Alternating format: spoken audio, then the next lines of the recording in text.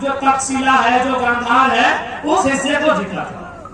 बहुत सारे नौजवान यह सवाल करेंगे कि पूरी दुनिया को थोड़ा सा बता दें, क्योंकि हम लोग पढ़ा लिखा स्टूडेंट है।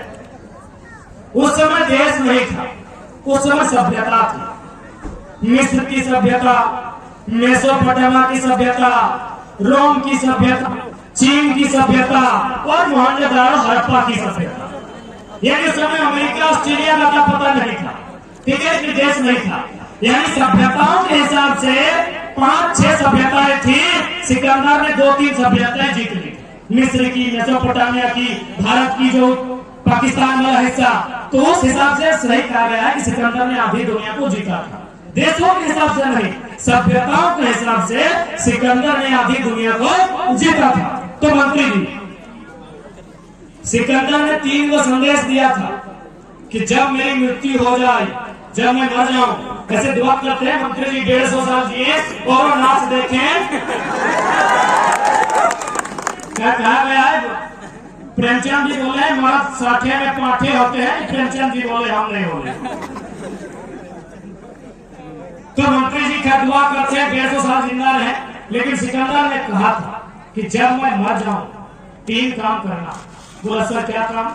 ना मेरी जो अर्थी है, जब तुम मेरी अर्थी को ले जाओगे तो मेरा पूरा शरीर पे कफन होगा, मेरे पांव पे कफन होगा, मेरे कमर में कफन होगा, मेरी छाती में कफन होगा, मेरे सर पे कफन होगा, बस हाथ खुला रहेगा, तुम्हें कफन नहीं होगा। बोला इसका क्या मतलब है?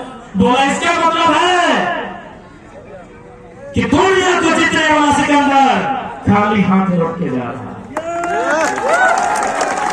तो मंत्री जी, रजिया साहब, आपने अगर पैसा कमाया तो आपको भी कहेंगे, बुरा थोड़ी कह रहे हैं। क्या कहा कि हाथ खाली कर देना, कि दुनिया को जीतने वाला सिकंदर खाली हाथ लौट के जा रहा।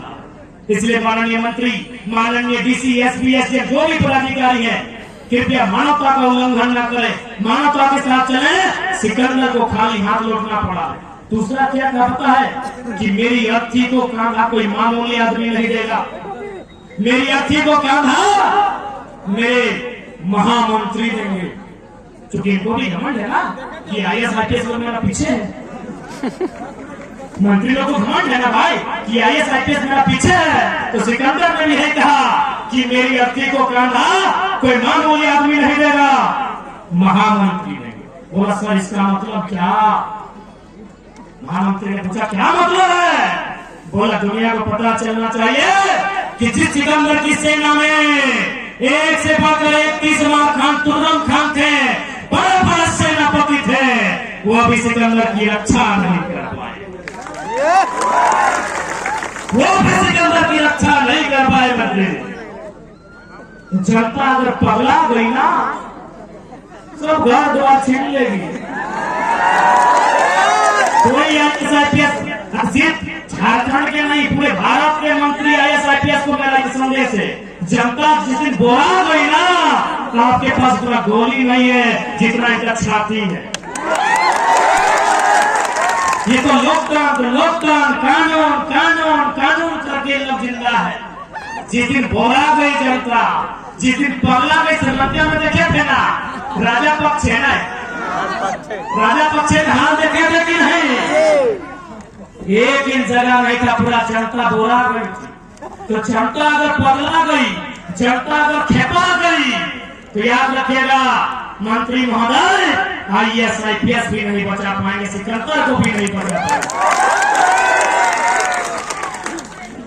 उनका अंतिम संदेश था कि मैंने जितना पैसा कमाया है, मैंने जितना पैसा कमाया है, एक भी पैसा मेरी पहली पत्नी, दूसरी, तीसरी पत्नी को मत देना।